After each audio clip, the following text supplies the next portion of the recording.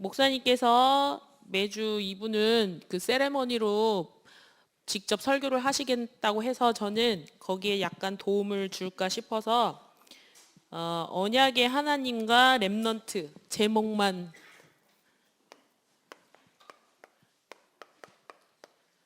언약의 하나님과 렘넌트에 대해서 한번 히스기야 왕을 가지고 말씀을 나누겠습니다.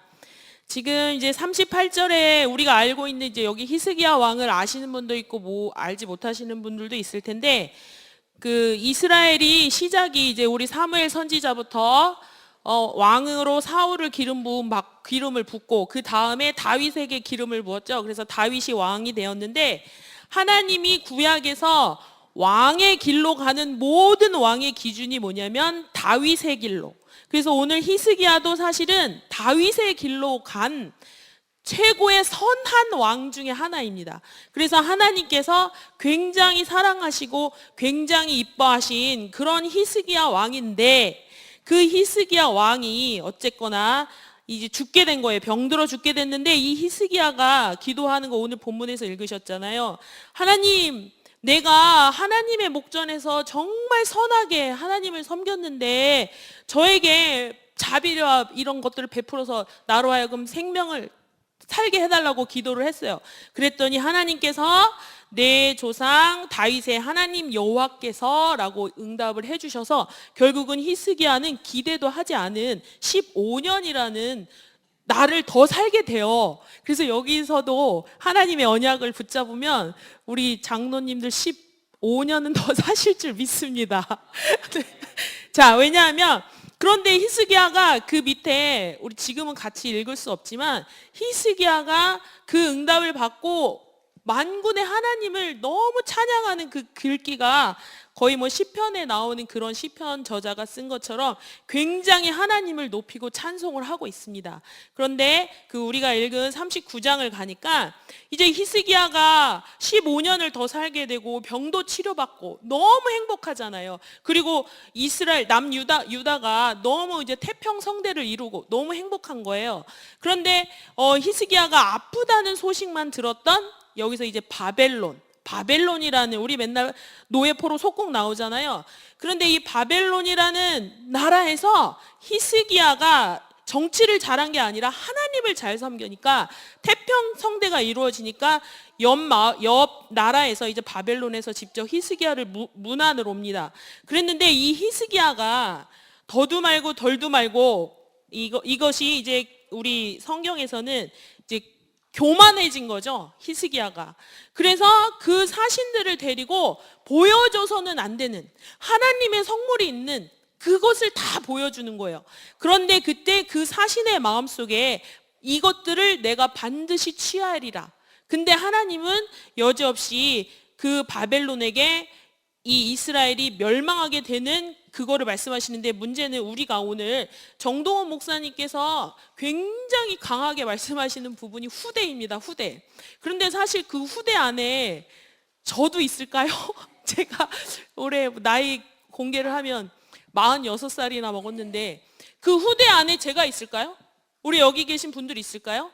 그런데 그 후대를 강조하긴 하시지만 오늘은 히스기야가 그 후대가 왜 중요한지 저는 이 39장에서 답을 찾았는데, 바로 이사야 선지자를 히스기야에게 보내고 나서는 하나님이 그냥 네가 이걸 다 보였느냐 이걸 이사야가 물어보지만 거두절미하고 이제 뭐라고 6절에 보니까 보라, 날이 이르느니 내 집에 있는 모든 소유와 내 조상들이 오늘날 히스기야 왕까지 쌓아둔 것이 모두 바벨론으로 옮김만 되고 남을 것이 없으리라.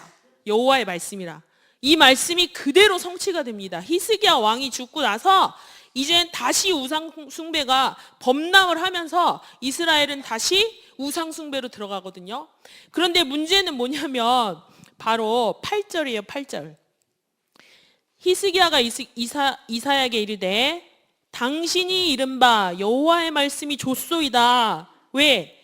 히스기야 때는 태평성대를 계속 주시겠다고 하신 거예요. 그런데 내 생전에, 히스기야 고백이면 내 생전에는 평안과 견고함이 있으리로다.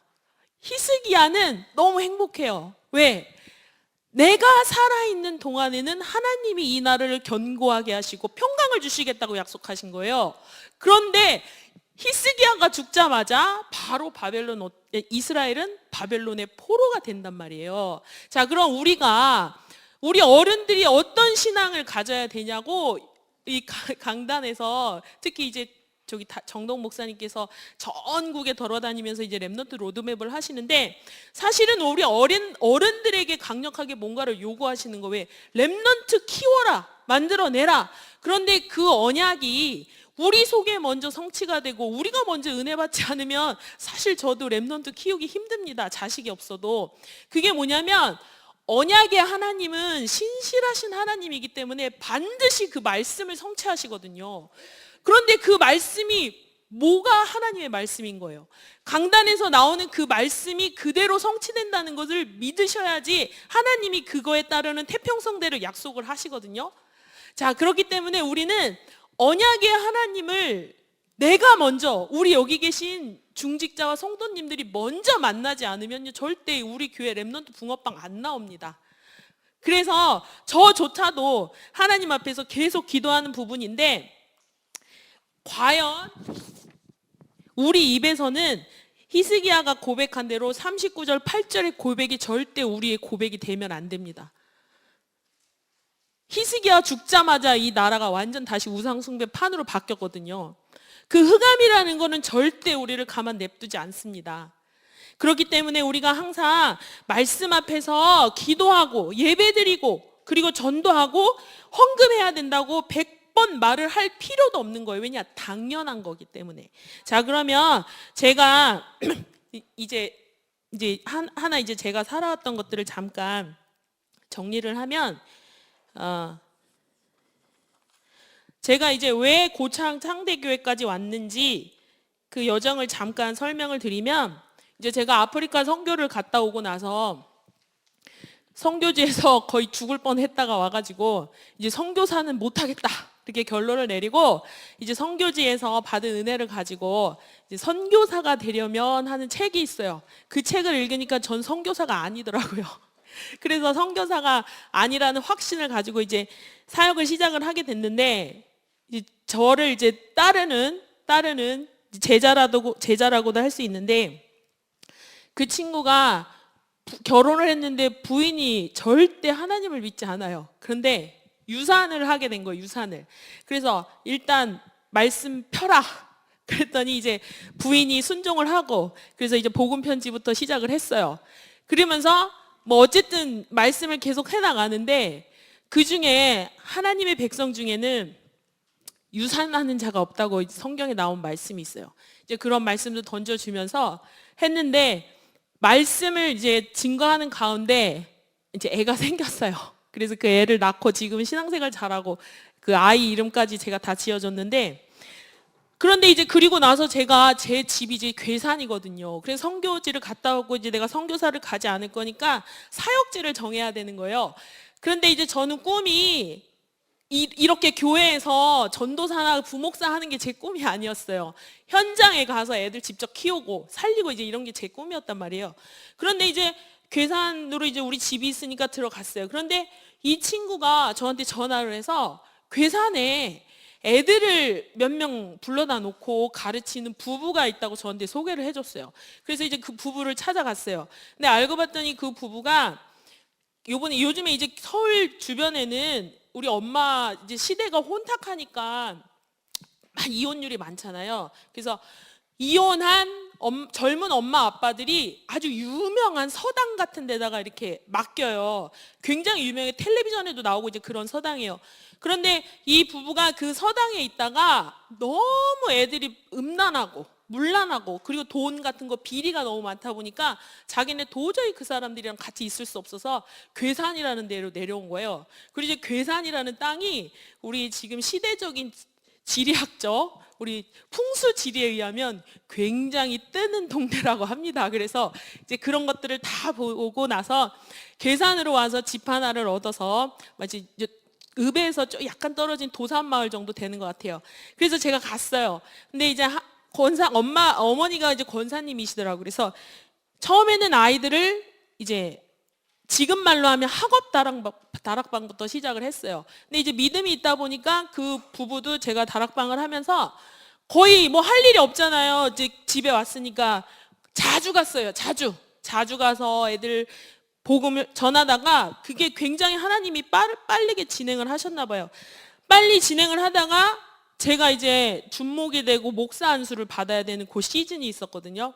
근데 하나님이 거기를 이 부부를 통해서 애들도 점점 늘어나는 거예요. 그래서 바로 지교회를 세워버렸어요. 그래서 제가 목사가 되면서 그곳에서 매 주일 주중 이제 이렇게 사역을 시작하게 된 거예요. 그래서 그 부부도 매주 말씀을 듣고 이제 저는 계속 학업 다락방을 시작을 하면서 이제 사실은 이제 한 2, 3년은 계속 주일 예배랑 주중 사역이랑 계속 그것들을 병행을 하면서 사실은 제가 이제 그때 대학원을 다니고 있었기 때문에 농촌 관련된 공부를 하고 있었어요. 근데 사실 이제 그 농식품부에 농촌 유학이라는 아주 좋은 제도가 있어요. 그런데 제 동생이 사실 이제 그 중앙 거기 직원이거든요. 그래서 그거를 추천을 해서 제가 같이 상의를 했어요. 그분들이랑.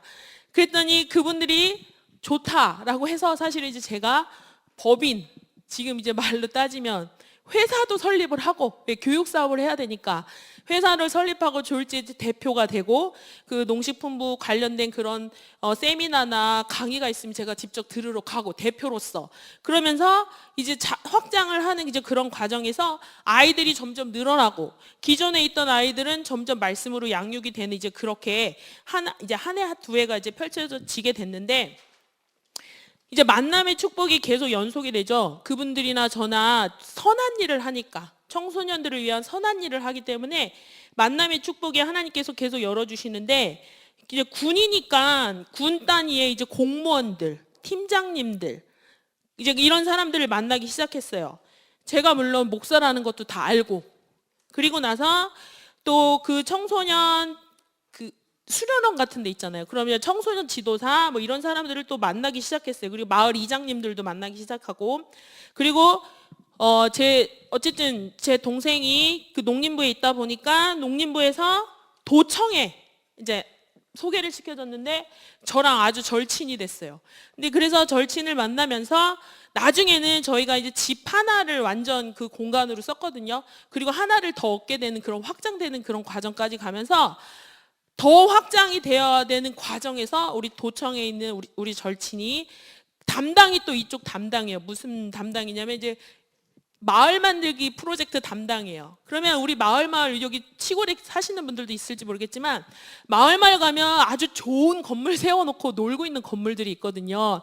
그런데 그 건물을 사용하기 위해서는 그 마을에서 허락을 받아야 되고 그 군에서 허락을 받아야지 쓸 수가 있어요. 그 대신 도에서 그거를 적극적으로 지원해주지 않으면 또 쓸 수가 없어요.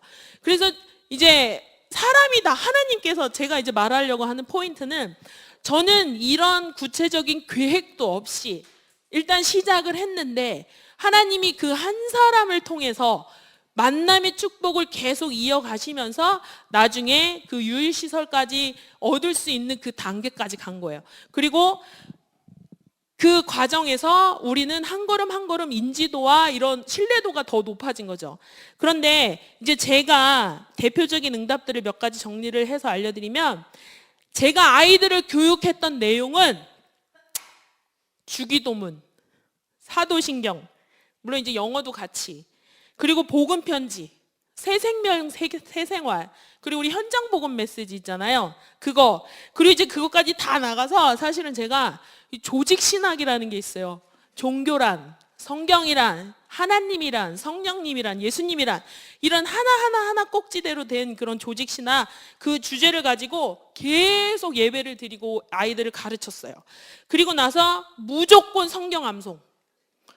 그리고 그 두 부부를 저는 사실 숙박을 못합니다. 제가 그 미션홈을 밤까지는 하는데 제가 어떤 사람이랑 같이 자는 걸 못해요.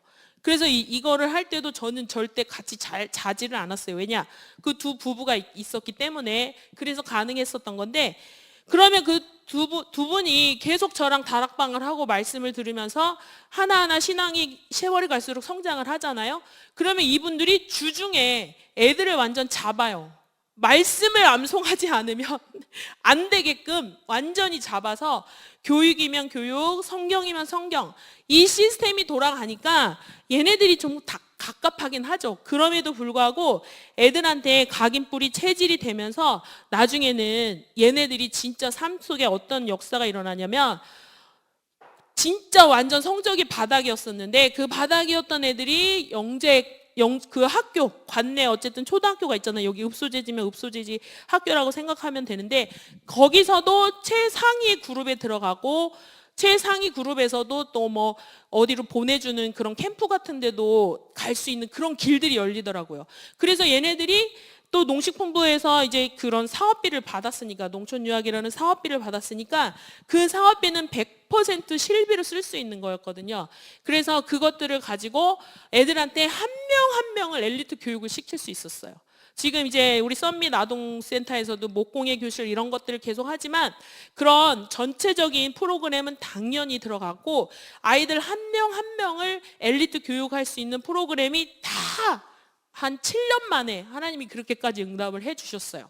그러면서 저는 사실은 목사님께서 이제 우리 사회에 이제 고창을 정복하기 위해서는 우리 사회 단체를 만들어야 된다 하는 이제 그거에 대해서 제가 아는 이유는, 물론 대학원을 다니면서도 공부를 했지만 제가 실제로 법인이라는 것들을 설립을 했고, 또 저와 함께 선교의 마인드가 있는 사람들이랑 같이 사단법인이라는 걸 만들어서 이제 농림부나 뭐 한국농어촌공사나 이런 농촌으로 흘러가는 돈이 있거든요. 그것들을 볼 수 있잖아요. 농림부에 있으니까. 근데 그 돈을 취해서 선교 현장에 보내려고 하는 그런 큰 목표를 가지고 사실은 저희가 사단법인을 만들었는데, 어쨌든 농림부에서 관할을 해야 되는 큰 법인이다 보니까 뭐 교수, 알고 있는 친한 교수인데 예수님 안 믿는, 그러니까 이게 판이 짜졌는데 이게 판이 안 돌아가는 거예요. 왜? 일단 이익이 있는 순간 세상 사람들은 그걸 잡고 싶어 하잖아요. 그렇기 때문에 목표는 좋은데 이 구성원에서 이제 두 가지 길이 가는 거예요. 하나는 믿음의 사람들, 하나는 자기네 이익과 명예를 취하려고 하는 인간들. 그래서 제가 그것들을 안 하겠다고 하고 그거는 이제 닫아버리고 저는 전혀 참여를 하지 않고 있습니다. 그리고 나서 그동안 쌓아온 저의 하나님이 주신 만남의 축복, 그래서 몇 명을 꼬집어서 내가 뭘 할 테니 인감 갖고 와. 그러면 이제 다 가지고 올 사람들을 몇 명 집어서 이제 도 차원에서 이제 사단법인까지 만들어서 이제 활동을 하다가, 제가 왜 고창을 왔느냐, 그걸 다 내려놓고 왜 왔느냐, 교회가 안 되더라고요. 교회가. 제가 지교회를 하긴 하는데 맨날 애들만 데리고 할 수는 없어요. 교회는 애들만. 왜? 아이들도 교회를 모르는 거예요. 그래서 제가 가끔 교회 좀 갔다 와라 이렇게 해도 훈련을 시키고 그랬어요. 그러니까 이 교회가 없다 보니까 제가 하나님한테 기도한 건, 하나님 난 여기서 개척을 못 합니다. 전 개척 비전이 없거든요. 그렇기 때문에 나는 개척을 못 하니까 이제 이 운동을 새롭게 시작할 수 있는 문을 열어달라고 제가 한 1년, 2년은 기도한 것 같아요. 그리고 그 전에 이제 여기 정동욱 목사님이랑 연락을 하면서 살았지만 그 사이에 한 번도 연락을 해본 적이 없어요. 그리고 기도를 하다가 이제 올 초에 하나님 나 이제 너무 포화 상태가 됐다, 빨리 교회 응답 받고 싶다고 제가 엄청나게 기도를 했는데 온 데가 여기예요.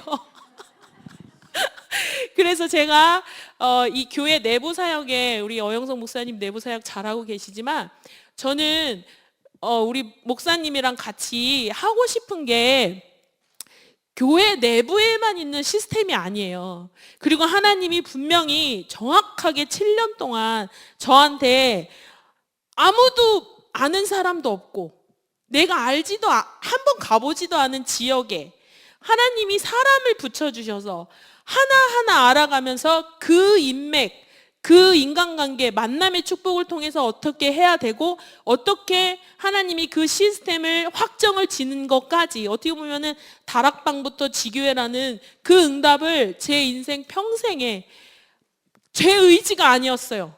시작부터 끝까지 절대 제 의지가 아닌 상태에서 제가 그 응답을 받았기 때문에 제가 응답 받아서 그래서 제가 거기에 너무 올인을 하다 보니까 몸이 좀 아팠어요. 물론 대학원도 마치고 그래서 제가 이 교회에 와서 오기 전에 하나님 이제는 내가 갈 때가 된 것 같다라고 하면서 이제 기도를 하면서 와서 이제 이 교회 상황을 한 3개월 동안 숨 쥐죽은 듯이 이제 살펴보다가 이제 목사님이랑 같이 목사님이 지금 계속 렘넌트 운동에 대한 이 가슴이 막 터지려고 하시잖아요. 그게 느껴지시잖아요. 그런데 그 터져야 되는 그 숨통이 저도 터지더라고요. 제가 터지는 이유는요. 목사님이 너무 렘넌트 하시는데 속으로 저는 내가 먼저 렘넌트고 우리 여기 계신 성도들 중직자들이 먼저 렘넌트인데 사실은요. 제가 이제 초등 중고등 맡고 있지만 많이 터치 안 하시면 안 하실수록 전 좋다고 생각을 해요. 왜냐하면 보세요. 요셉 아버지가 요셉을 잃어버렸지만 걔가 살아있는지 죽었는지도 몰랐어요.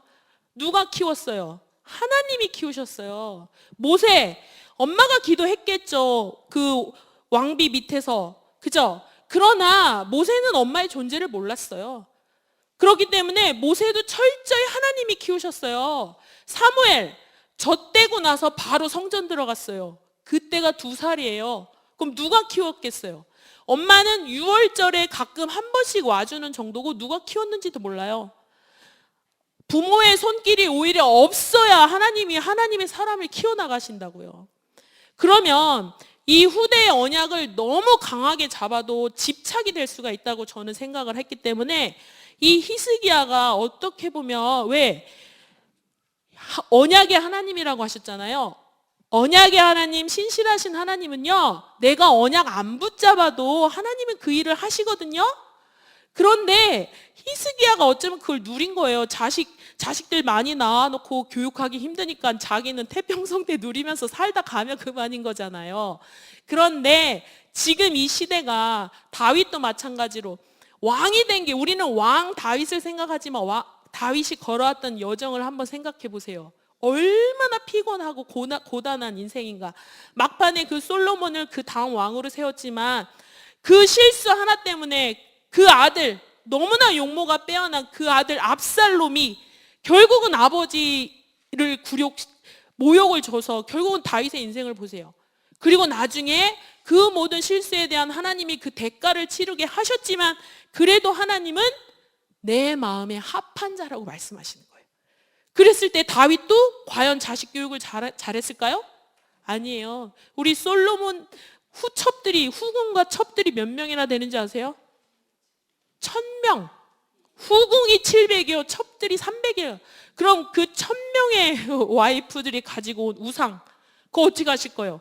다윗 그것까지 신경 못 씁니다. 그래서 우리는 사실은 히스기야가 만난 그 하나님을 우리가 먼저 만나야 돼요. 그리고 나서 15년 더 살게 됐다고 해서 이 히스기야가 잠깐 교만해서 보여줘야 되지 않을 것들, 우리 강단에서 계속 나오잖아요. 천국이 누구의 것이에요? 이 땅에서의 천국은 오직 내 안에 사신 예수 그리스도를 발견할 때만 누릴 수가 있어요. 그리고 우리가 천국 가면요, 우린 그 세상은 너무 완전한 세상이잖아요. 그죠? 그래서 오늘 하나님 아버지께서 가장 원하시는 게 바로 한 영혼을 잃지 않는 거라고 말씀하신 것처럼 저희가 봤을 때 우리 목사님은 계속 후대를 강조하고 저도 초등, 중고등을 맡고는 있지만 굉장히 그런 말씀 들으면 부담스럽습니다. 아직 제가 사역을 잡은 지가 이제 1달 반 됐거든요. 저는 그런 능력자도 아니고 하나님이 언약을 이루어 가시기 때문에 렘넌트 운동도 하나님이 하십니다. 그런데 우리는 부모라는 분들이 여기 다 앉아 계세요. 부모에 따라서 사역자도 같이 합력해서 사역을 해나갈 수 있지, 부모의 상태가 사역자와 교사와 합력해서 하나의 선을 이루지 못하면요, 절대 우리도 사역하기 힘들고 어떤 기적도 일어나지 않습니다. 그래서 오늘 제가 시간이 많이 갔으므로 여기서 이제 종결을 하면은 언약의 하나님은 신실하게 하나님의 언약을 이루어 가신다. 우리가 세게 잡든 약하게 잡든, 다만 지금 이 시대가 질병 시대요. 이 시대가 정신 문제 시대요. 내 마음이 다른 데로 빼앗기는 시대라는 게 믿어지시면 그것만 믿어지시면 돼요. 그것만 보여주면 돼요. 그것이 보여지면 나를 자꾸 하나님 앞에 들으려고 애만 써도 우리는 행복한 삶을 이 땅에서 살다 갈 수가 있어요. 그래서 매일 예배하고 매일 말씀 보고 매일 기도하고 매일 찬송하고 매일 전도하고 헌금하라는 이유가 우리는 우리의 마음을 돌이켜 여호와를 만날 만할 때에 찾기만 하면 히스기야 같은 삶을 살 수가 있어요. 그런데 이 시대는 우리가 다락방 전도운동을 통해서 후대 너희는 문설주에 문에 하나님의 말씀을 붙이고 교육하라고 했잖아요.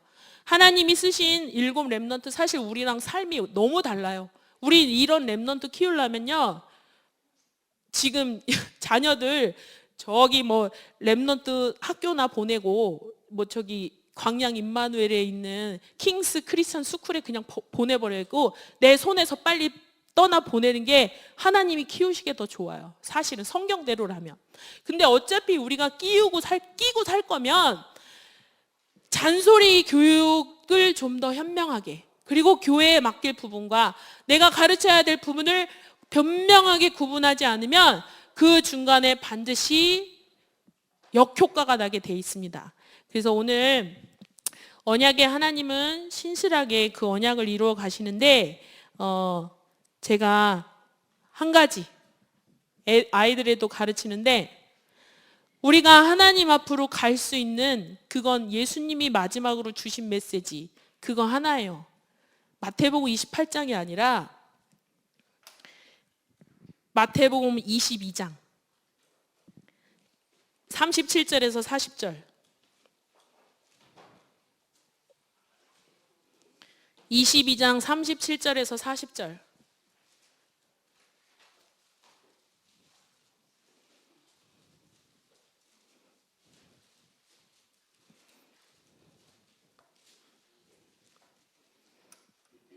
다 같이 읽겠습니다.